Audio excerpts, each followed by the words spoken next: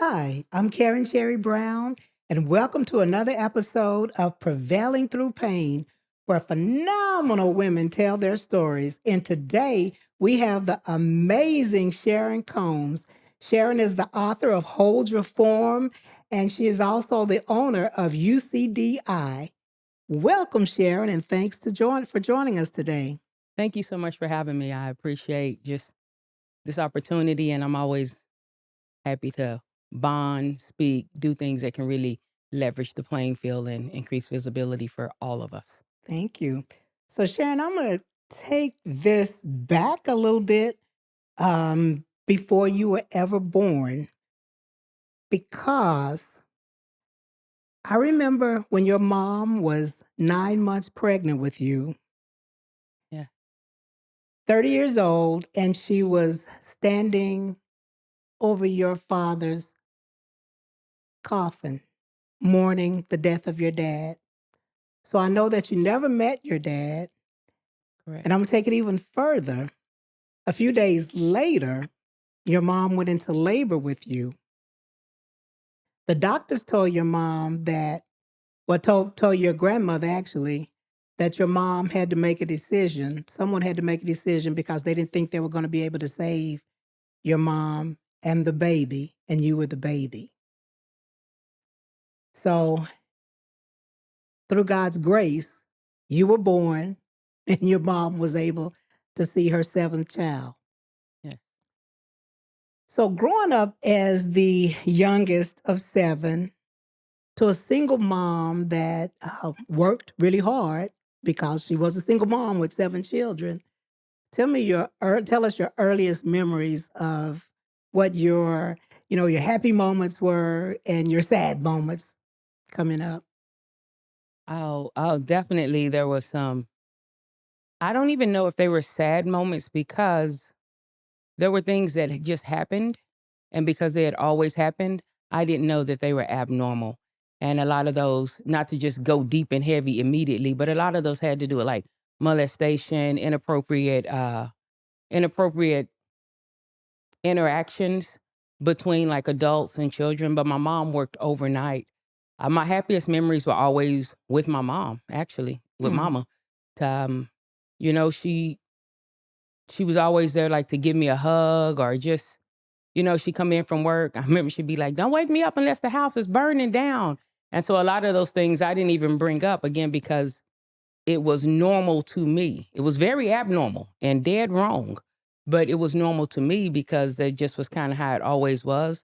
I am the youngest of seven, but there was a gap of like 4 and 5 years between me and the next child. And because my mom worked so much, she was just unaware of that. So my happiest memories were definitely with my mom. She always made sure I had a hug. She always made sure to like kind of laugh and joke with me and dance with me. My mom could not dance, but that didn't stop her from trying. And we would just have really good times, just kind of dancing, just her and I. She made it to all of my events, my sporting events. Um, she just was really, I feel like my mom was there for me. Society may say she wasn't because of the things that happened, but I don't know what happened to my mom and her things. So a lot of times we blame people for things that they don't have the capacity or the experience to navigate. And on this side of life, my mom was killing the game, you know? Her husband had died, and I'm quick to say husband because during that time it was a lot of single parents for reasons that didn't have to do with being married. But her husband had died, and before he died, he was all in bandages because he'd had an epileptic seizure and fallen into a fireplace. So my mom carried a lot of anxiety during that time, and I think some of it transferred over to me, which actually comes out, some of the skill sets that I've learned as far as holding your form, thinking on purpose, books that I've written. So again, back to the happiest memories, always with my mom. So I'm gonna back up a little bit to those not so happy memories. Are you comfortable elaborating on them? Oh yeah, I'll And tell. something I found interesting, you said her husband, which her husband was actually your dad. I Yeah. found it interesting that you didn't say my dad died. Well, because I don't know him as my dad. Remember, he died before I was born. Mhm. So I like to say husband. I use that language on purpose Okay. because sometimes when people hear single mom, they have a preconceived notion of what that looks like to Okay. them. And so my mom was a very hardworking woman. I don't remember her not working. And she would go to work no matter what. Come rain or shine, she was going to that hospital. She was going to work. She was going to make sure we had food on the table, Mhm. you know? So I do say her husband because he was her husband. He may have been my biological father, but he wasn't a dad or father to me. Not because he was sorry, but because he was dead. Like he wasn't there. Yeah, and I do remember your Yeah. dad, and he did have epilepsy seizure, and Yeah. unfortunately, Yeah. That's he crazy, you fell in the know? fireplace and he burned. Yeah. And then lingered on for months. Yeah. And so even as she's trying to navigate, again, this is why I don't, people say, oh, you know, like immediately when they hear some of my story, and you want me to share that, so I will, they, it's human nature to look for a person to blame, but Mhm. it is such a waste of time. Mhm. Like, well, if she, you don't know what she was going through. So I went through those stages of hurt and anger. But at the end of her life and on this side of my life, I'm glad that I was able to have time with my mom to just to tell her, hey, you did a good job before she died. Hey, you did a good job. Even to my name, you did a good job, you know? So it's And so, interesting. Let me your name. So I remember, because you have 3 brothers. John had unfortunately, your brother John died, but John, Paul, and Mark. And I remember your mom said that if you were a boy, she was gonna name you Luke, okay. but instead, is it okay if we talk about, if she named you LaSharon? Yes, she did. And so you go by Sharon. Let's talk about that. Yes, I go by Sharon. When I made about, I want to say about 2002, I'd gone back to Oklahoma and I was there for about 10 years. I was able to closely spend, not just fly back and forth, but closely spend the last leg of my mom's race with her in Oklahoma. I didn't know that that was going to be the case, but that's how it worked out. But my mom named me La Sharon. I go by Sharon. If you go anywhere and look for me, it's going to say Sharon. Find me on LinkedIn, find my books, Amazon, whatever. Sharon is where it's going to be with a Y, not a O. But during that time, I did some studies. I did studies over my name, um, studies of my origins, just different things like that, really just trying to find out. I'd seen the rules of society and I'd seen where people followed them and they still weren't happy. So I was like, I might need to get in touch with me. Mhm. And so I was studying my name. My name actually is a biblical name as well, just like John Paul Mark. Mhm. It is one of the territories that Joshua took over in the Old Testament. So LaSharon is actually in the Bible. But I always, when I came to Dallas, let me put it like this. When I came to Dallas, I left Oklahoma. I had an opportunity to come work with a company. Just seemed like everything was working out in that season. Basketball season was ending. I'd finished my degree early. My lease was up on the apartment. And I was like, okay, this is probably a good move. It just seemed like everything went, like gears just kind of going together, not grinding, but flowing in tandem together. Not tandem, but flowing together. So I came, and when I came, the company, when I came, at that time, I hadn't worn my natural hair anywhere. One of the people I worked with was like, no, you have to say your name is Sharon, not Les Sharon. And I was like, that's crazy because I was coming off of this amazing time with the Lord, just an amazing decade. I've seen miracles happen, different stuff like that. I mean, let me be clear. I didn't have any furniture. I didn't have no rent money. My credit was jacked up. I should have been somewhere just boo-hooing every single day. Like my job, they wouldn't let me keep my job. So it was a bunch of things. And during that time is when I was studying my name, Right. studying who I am, my unique DNA type of stuff. And when I came here, I was so excited to come and they was like, no, you're going to be Sharon. And I was like, not my name, no. My name is Les Sharon. And they're like, well, you're going to be Sharon because, and I understood because just like I understood with my mom, there were things that she went through that other people don't know. And it's easier to speak from the outside in. I understood that was a minority company and things they had to go through. So these were things that they were adhering to at that time just to not put another barrier in place, I guess. And my name could have been a barrier. And anybody out there who have those names, you know what type of names I'm talking about with a La in front of it. My name is La Sharon. I would be Lanika, Latrina, La anything. And so when they said Sharon, I yielded. And to me, that was painful. Like, to me, that was painful because I was like, that's not who I am, though. And I had gone through all this stuff to find out who I was. And I was like, dang, in order to get this pay increase and be successful in this role, it's like I have to give something up. And I did. I would like to say I was like, no, my name is LaSharon and that's that. But you know what? To this day, it still says Sharon. On Amazon, it still says Sharon. And so,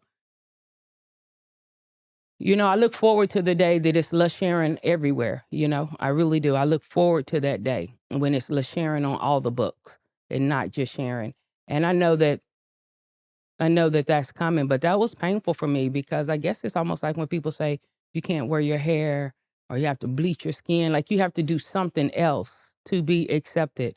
You have to give something of Mhm. yourself that's important to you to be accepted. And so, no, that was very hurtful. Those initial years when I made that move I cannot tell you the amount of pain. I remember driving one day and I was like, Lord, if you take me, it's fine.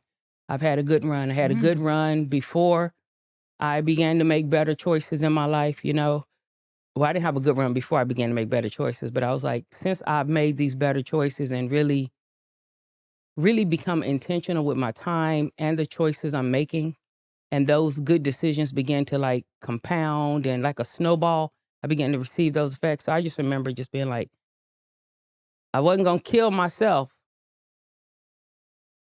just because I don't want to hurt myself. But I was like, Lord, if you decide to take me right now, you know what? You have shown yourself marvelous on my behalf. So So what it's point cool. in your life was this? This was probably my first, not probably, it was I've been in Dallas maybe about 6 months. Mm. So um, the end of 2012 all the way to like 2014, I was just, it was horrible. Like the things that I thought I had, and what's crazy about that, let me Mhm. tell y'all this. Don't get tricked by social media. Don't get tricked by what you see or looking into somebody's life from the outside. You don't know what people are going through. So at the time, I had just come here Mhm. and I was pretty established in Oklahoma as, um, in the church, doing harp and bowl, being on the prayer team. Like people knew me as somebody you go to for counsel and advice. And so people were still calling me. They're like, "You're winning. Your life is amazing. You're winning. You're making," because my income had like more than doubled. And the company I worked for, they took care of my housing the first year. They was like, "Oh my gosh, everything's perfect for you." And I'm like, "I'm dying on the vine. I'm Mhm. dying." And I had nobody to talk to. It was really jacked up, just as far as the spiritual thing, because I thought I was in such a safe place spiritually because everything in Tulsa was set up. If I wasn't going to prayer, a prayer team meeting, I was going to a worship practice. If I wasn't doing that, I was refereeing basketball. But everything, I had set my life up in such a way that spiritually I was going to be grounded or someone would be around me to bring visibility and say, hey, is that kind of what we want to do? And when I came to Dallas, I had none of that. Okay. I had none of that. So every structure I thought was in place, like the pandemic rocked America, me moving to Dallas rocked me because I didn't have those support structures anymore. And the people I considered really good friends, they were so excited about what I had, They couldn't see what you were yeah, they going couldn't through. see me. Mhm. And, I probably mishandled that too because I would share money with them. And I'm not like a super don't get it twisted.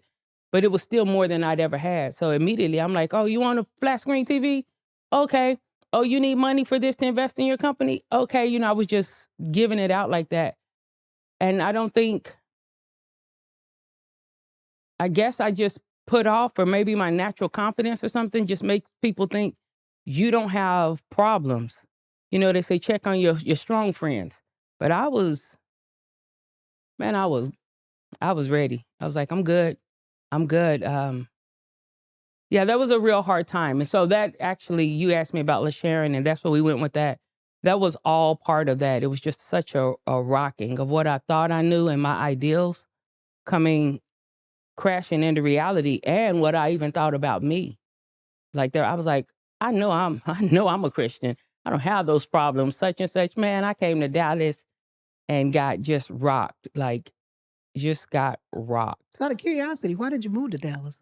I moved to Dallas. I had spoken with I'd spoken with the people that I work with, Mm-hmm. and my family was here. My niece was here, and she recently had a son. I wanted to see him grow up.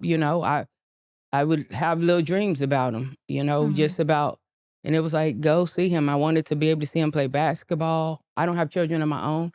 Um, and I never thought that was a concern. But during that season, I was like, no, I want to be a part. I want to see him grow up. I want him to get on my nerves. I want to check him a little bit.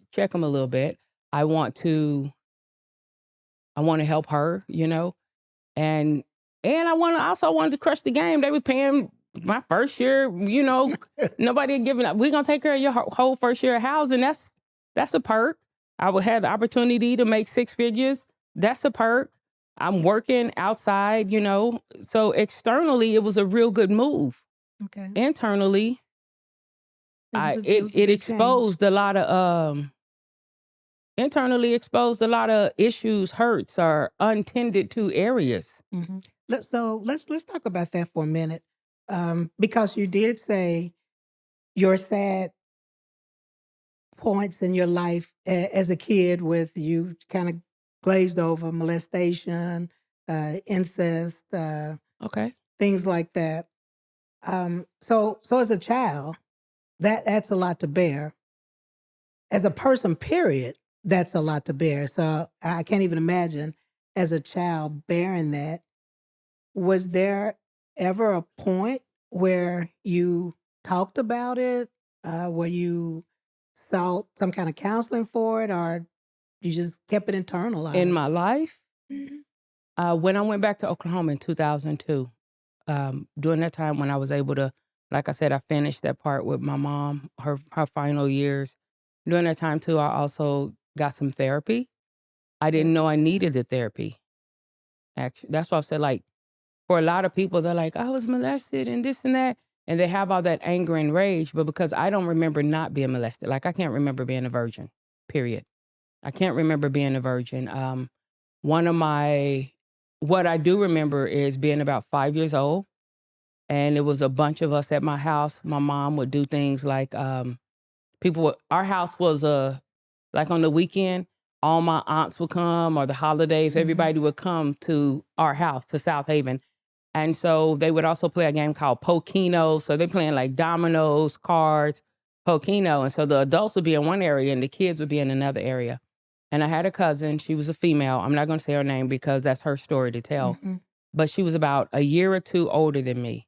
And I remember her climbing in the bed with me. And, she took off her clothes and told me to take off mine. And I did. Like I said, I don't remember being a virgin. So this was not abnormal for me. But I remember that being the first time that it didn't hurt, that I wasn't left with something that I didn't want to be left with, as in like with guys, the little stuff would be on you. And I'd never liked that. I was like, oh, disgusting. But no, because it always happened. Like it always happened. Like you eat breakfast, that happened. And so I think maybe from a young age, I don't even know if I compartmentalized it. Older, I Mhm. compartmentalized it, but from a young age, it was just like, you do something wrong, you're gonna get a whooping. You get straight A's, you're gonna get a gift. You hungry, you go eat.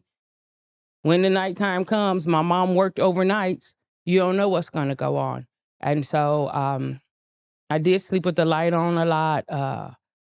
Just, it would be hard for me to fall asleep because I didn't know I didn't like when the night came. I love the morning. But I didn't like when the night came because you just didn't know. And I'm not saying it happened 7 out of 7 days a week. What I am saying is that it happened and I can't remember it not happening. So I didn't get therapy until when I said I began to make those better choices. Yeah. And then I moved back to Oklahoma. I was praying one day. I felt like the Lord was like, you're going to go back. I thought I would make the decision on when to go back, but it turned out something that happened with my mom. But he was like, there's some loose ends you need to tie up. And that was part of those loose ends Hold that that needed to be thought. tied. We're going to take a commercial break and we'll be right back. Those in the know SIPS Consults. SIPS Consults is hiring. Confident, competent, and consistent. Starting as a consultant and a volunteer, SIPS has grown into a dynamic group of stellar sterile processing professionals, offering excellent benefits, 401k, and consultant in training program. We are hiring certified technicians, leads, supervisors, interim managers, educators, coordinators. Apply at recruiting@sipsconsults.com or dial 1-866-615-7977. All right, and we're back. So Sharon, I really appreciate, your transparency with this because there are so many people, whether it's males or females, that are still hurting, are blaming themselves for some something some adult did, and so my prayer is that hearing your story will help someone else be able to realize the greatness in them and Yes. not internalize or continue to live with the pain that someone else created, but to be able to, to continue to move and to shine and be the greatest that God made them to be. So you were saying that when you went back to Oklahoma, I think, and you were able to talk and get some counseling to be Mhm. able to heal from that pain. Yeah, just giving a plug. There's a lady named Shanae Tucker in Tulsa, Oklahoma, if she's still there. But if you ever need some assistance or you find yourself bumping into the same patterns and you don't know why, I mean, she was a godsend in my life, a life changer. And I had never thought about therapy. I've just learned to power through, Mm, And some people think something doesn't bother you because you're powering through it. No, you're just powering through it. You didn't get over it. yeah. You went through it, but you didn't get over it. It's still an ankle weight.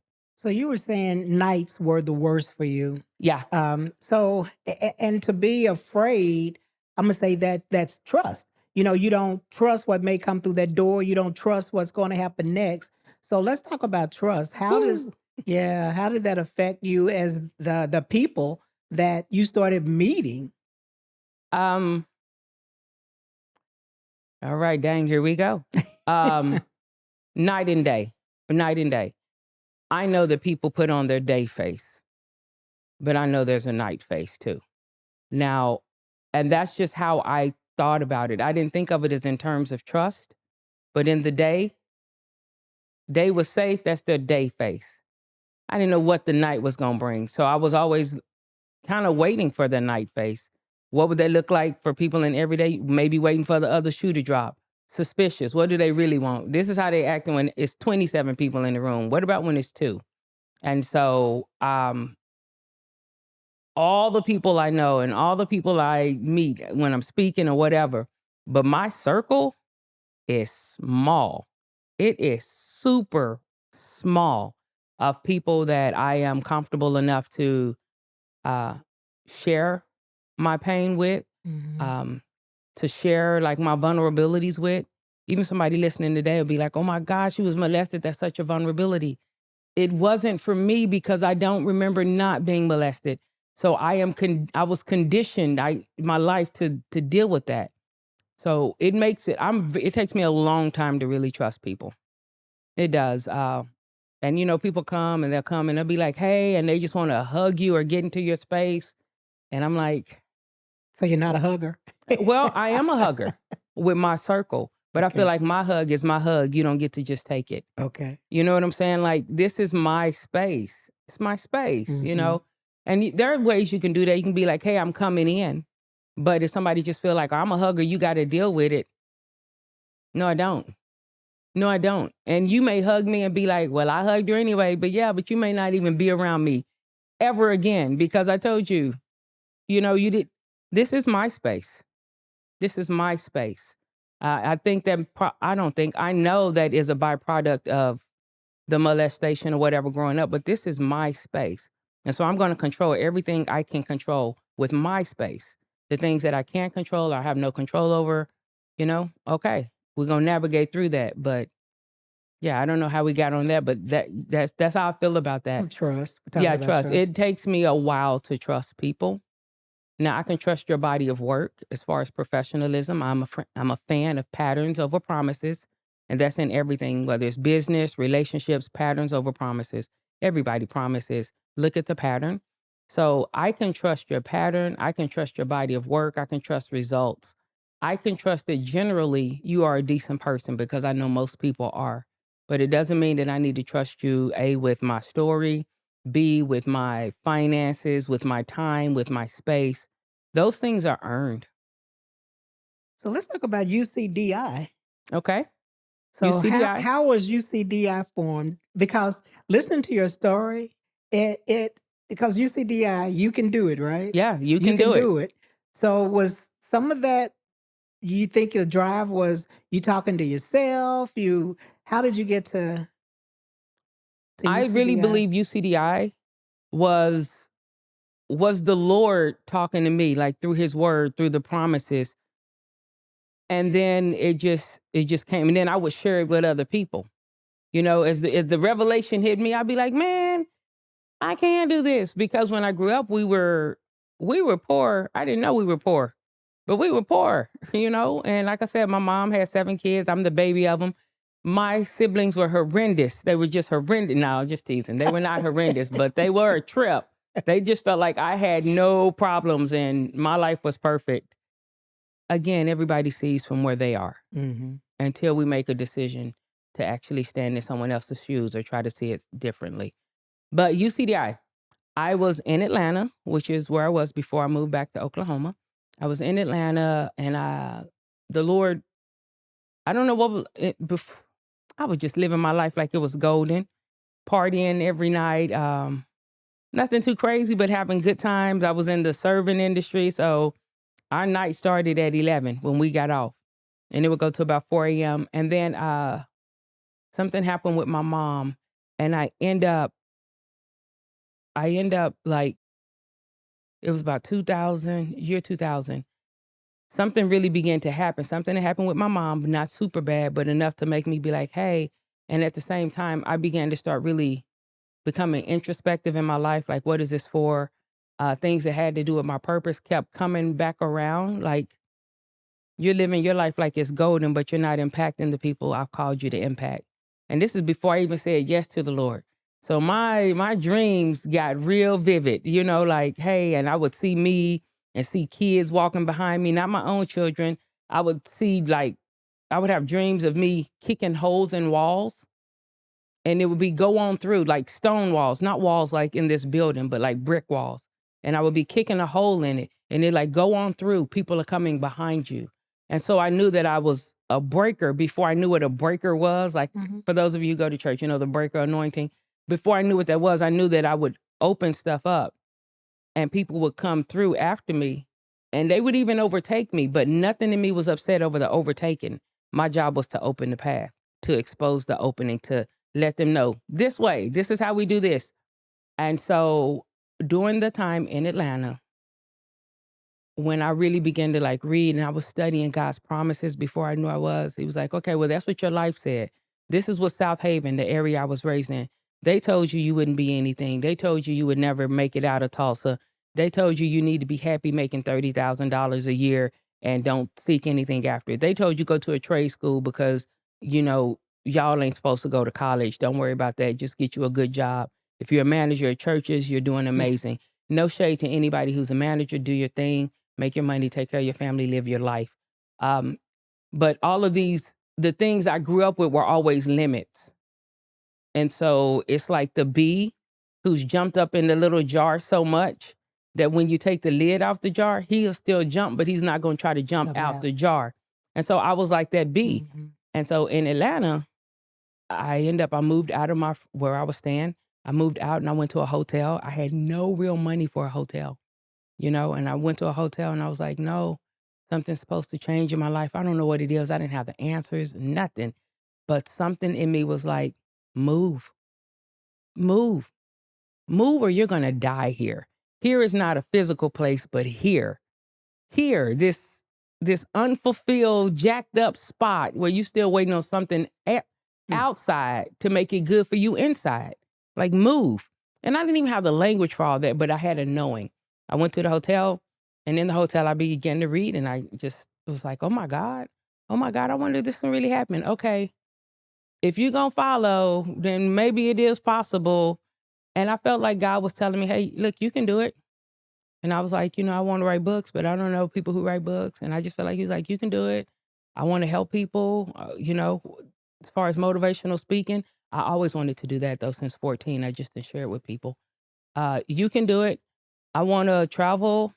Like, you can do it. And there were promises in his word that were saying, hey, you can do this.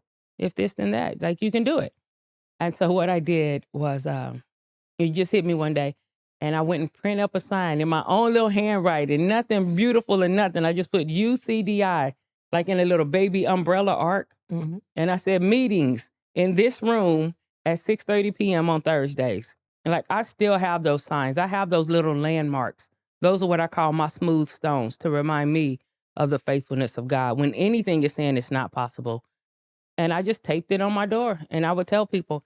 And let me tell you how the Lord kept me, though. And then I come back out and go, but that's where UCDI came from. It started in 1999, something that happened with my mom. So that's when I ended up coming back to Oklahoma in 2002. But I started having at this hotel that I probably did not have the money for, but every week that money would come in some kind of way. And I would have these Bible studies. Now, knowing what I know now on this side, when I tell you I had mentally ill people in there, straight crazy people in there, people who weren't crazy, maybe just down on their luck, people would really come to these meetings. They would come to the meetings in my hotel room, and it was like a suite hotel. So you had like little baby kitchenette, a table with 2 chairs and a bed. Like, and I would just open my door. And so that's when UCDI, I began to tell, I guess, the disenfranchised or the people who don't know, like, the people who are not in rooms like this, I was like, yo, you can do it. You can do it. How are we going to do it? Let's reverse engineer it. I wasn't using these words, but I was like, yes, we can. Let's make the plan. And let's just put the plan in place and be intentional. And you can do it. And I guess I was talking to myself, but then I would share with them what I heard. And I believe you can speak things into existence. So that's where UCDI came from, though. You went from talking about it to, and you said earlier you always wanted to be a public speaker, and it came to pass. Those were things that everything has come to pass, but as each level comes to pass, there's something else that's more to it that you don't know. You're kicking open that wall, but the pain of that was, and the fear of that was leaving where I was staying. leaving your comfort zone. Definitely left the comfort zone, not knowing everything that was going to happen. And even putting that sign on the door. Like, if I told somebody today, hey, I'm going to go to a hotel and I'm going to put a sign on the door, and whoever comes, I'm just going to talk to them and tell them that things are possible, that it gets better. People be like, yeah, I've lost your mind. So I don't know, maybe there's some benefit too in not casting your pearls before swine. Because what if I would have said that to the wrong person and they told me not to do it? Maybe we wouldn't have UCDI today. I don't know. So that's where UCDI came from. And then as life went on, I began to get the initials. I began to get the training to enhance the God-given skill set. So that's where the degrees came from, the certifications, any of the initials that you'll see behind my name, that came from that. And so it's UCDI leadership now. I'm able to help other people with emotional intelligence, which is just emotional regulation, communication, and transition. A lot of people don't know how to handle transition, but I guess my life has always been transition, so I don't know. And along the way, you achieved your was bachelor's degree from the University of Oral Roberts. Mhm. Yeah. Oral Roberts. I'm a certified human behavior consultant. I'm a CRCST. So yeah, there are things that I do have. I do have some initials, but at the end of the day, I don't feel like I am my initials. My initials may help define me for people who don't know me or don't have these interactions with me. Where I say I trust the body of work. For somebody else who needs to trust something else, those initials are more so for them. But that's where UCDI came from, just to be like, you can do it. And even with the you can do it, I had to come to the realization too. I don't want to do everything. Just because you can don't mean you should. I don't want to do everything, but the things I want to do, like I really do feel like you can do them. Okay. All right. So what would you, how can the viewers find you? Oh, viewers, please go to pushapp.SharynCombs.com and you can find me there. You can connect with me there. There are things that help you navigate painful things in your life or just, again, transition to other areas. Find me on LinkedIn. LinkedIn is my best platform. If you are in, let's see, I don't know, if you're in, just find me on the Push app. That way you can find where I'm going to be, where I'm speaking. At times I may be in your region, or if you just want to connect. But LinkedIn is my primary platform. So what would you like to leave for that young LaSharon that's out there somewhere that thinks that that's the norm for molestation or incest because that's all they know? I don't want to curse on your show. So I'm trying to find a way to say this because the way I said to myself, I would say to myself is very raw. I would just say, man, bump that. Bump that. Life is full of transition. It may feel permanent, but it's temporary. Now, your temporary may be a full 4 years until you're 18. I don't know. If you're in a place that you feel safe enough, let the people know. Let whoever needs to know, let them know. Don't internalize something that is not yours. The things that happened to me, I was conditioned by it and I learned how to navigate it, but I can't internalize that. That's them. That was them acting on something at a time that I didn't have the capabilities, understanding, or even the physical strength to not have that acted out on me. But I'm glad that I didn't succeed in things that would be like permanent decisions that would keep me away from what I'm experiencing now. So what I would say to the younger me is, whatever, man, whatever. Focus on what you want and know that it's coming. You're going to have it. Just make sure that you're having it for you and not for other people. You don't owe them nothing. You don't have to prove nothing to them. They're going to be in your past faster. And if they are trying to dig ditches for you, they're the ones who are going to fall in it. So bump them. Focus on you. Find out what your triggers really are. And don't be afraid of your triggers and try to control everybody else with them. Just remove the firing pin. You know, just because it's your trigger at age 8 doesn't mean it's your trigger at age 18. So that's what I would say to the younger me. Bump them. Bump them. Life is good and we're going to live it. Life is good. Yeah. Thank you so much for sharing your story, and I appreciate you being here. Thank you for having me very much. And hopefully this adds value to those who are listening. Well, it will. Appreciate you.